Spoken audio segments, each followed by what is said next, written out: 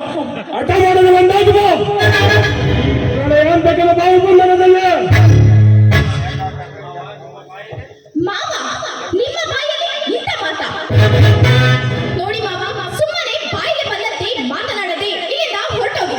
ಮೇಘನ ಮಾವನ ಮಗಳೆಂದು ಮನದ ಮಾತುಗಳಿಂದ ಮನಸಾರ ಆಹ್ವಾನ ನೀಡಿದನ. ನನಗೆ ಅದು ಉತ್ತರ ಕೊಡುತ್ತಿಲ್ಲ.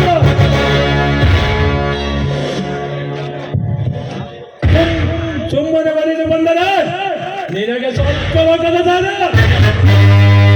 ಒಂದು ವೇಳೆ ಹಠ ಮಾಡಿದರೆ ಬಲಾತ್ಕಾರದ ದಾನ. ಮಾವ, ಏನಿದು ಈ ನಿಮ್ಮ ಉದ್ಘಾಟನ ಬಿಸಿ ಬೀರ್ತಾ ಇದೆ. ಏನೋ ಮಾವ ಅಂತ ಮರ್ಯಾದೆ ಕೊಟ್ರೆ ಈ ರೀತಿ ನೀಚತನದಿಂದ ಮಾತನಾಡೋಕೆ ನಾಚಿಕೆ, ನನ್ನ ಹತ್ತಿರ ನಾಚಿಕೆ ಪಟ್ಟಣ. ಲವರಸದಂತೆ ಉಕ್ಕುತ್ತಿರುವ ಈ ನಿನ್ನ ಯೌವನದ ಕಾರಣಗಳು ಬೆಳದಿಂಗಳಂತೆ ವ್ಯಕ್ತವಾಗಿ ಹೋಗುತ್ತವೆ.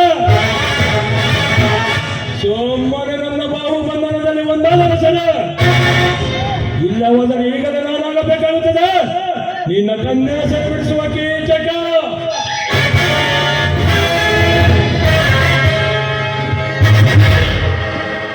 ಮಾವ, ಏನೋ ಮಾವನ ಮಗಳು ಅಂತ ಮಾತ್ರಕ್ಕೆ ನೀನು ಈ ರೀತಿ ಬಾಯಿ ಬಂದಂಗೆ ಮಾತನಾಡ್ತಾ ಇದೆಯಲ್ಲ. ನೋಡು ಮಾವ, ಸುಮ್ಮನೆ ಇಲ್ಲಿಂದ ಹೊರಟೋಗಿ. ಮಾನಸ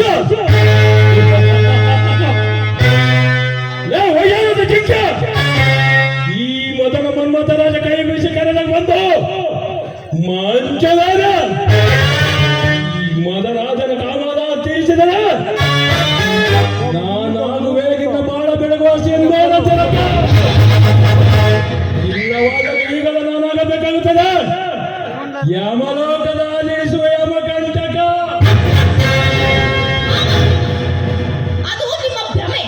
ನೋಡಿ ಮಾವ, ನಾನು ಈಗಾಗಲೇ ಕಾಲೇಜಿನಲ್ಲಿ ಚೇತನ್ ಅಂತ ಒಬ್ಬ ಹುಡುಗನ್ನ ಪ್ರೀತಿ ಮಾಡ್ತಾ ಇದ್ದೀನಿ.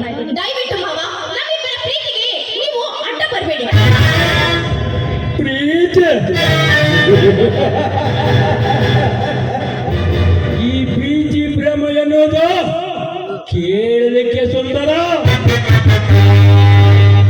ಆದರೆ ಜೀವನ ನಡೆಸಲು ಕಷ್ಟಕರ. ಮೇಘನ